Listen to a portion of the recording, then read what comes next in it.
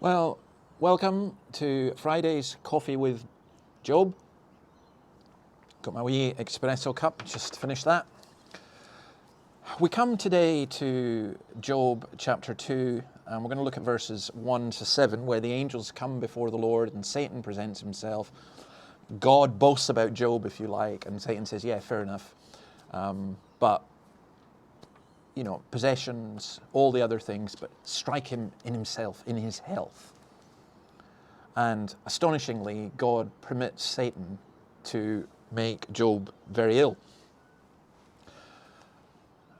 There's so much that we can question about this and to say about it as well. One thing is simply this: why did God permit this? It certainly wasn't for Job's comfort, was it? I mean, look at it. He was so ill, painful sores from the soles of his feet to the crown of his head, that he took broken pottery and he scraped himself. Don't scratch, but he did. Certainly wasn't for Job's comfort. But there's something bigger in this world than our comfort, and that's God's glory. And you say, well, how can it be to God's glory? Well, it was to God's glory because Satan was not able to get Job to turn against God. And you got him to question, yes. To suffer, yes. But not to turn against God. And that's Satan's whole project, isn't it? Satan, the devil, is a deceiver. He's a liar. And he wants destruction. Today, just had this really sad news about ISIS in Afghanistan killing maybe 80 people, at least 12 American soldiers. And it strikes me that extremists, whether political or religious, are very, very good at destruction. They know how to bring things down, destroy the system, rage against the machine. But they don't know how to build up. And that's what Satan is doing.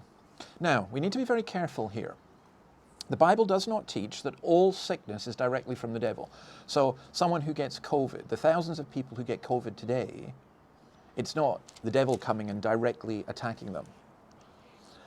But we also need to recognize that sickness is not part of God's good creation, and ultimately it won't be in heaven.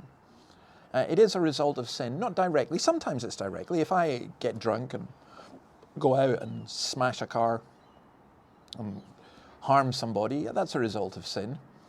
If I overeat, that's a result of sin and gluttony, and I get illnesses from that. But often sickness happens, it seems, almost just randomly. But can it be directly satanic? Well, here, obviously, it was.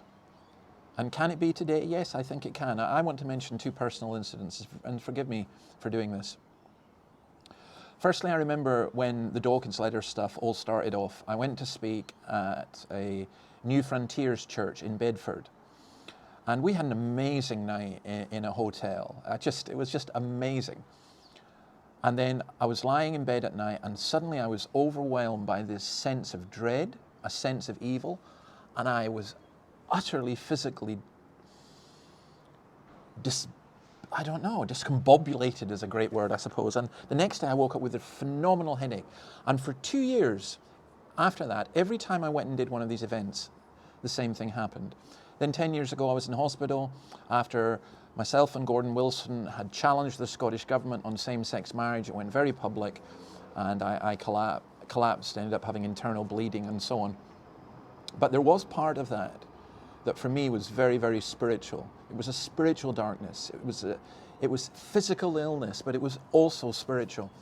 Now, I think I've only ever experienced that a couple of times, and I don't particularly want to experience it again.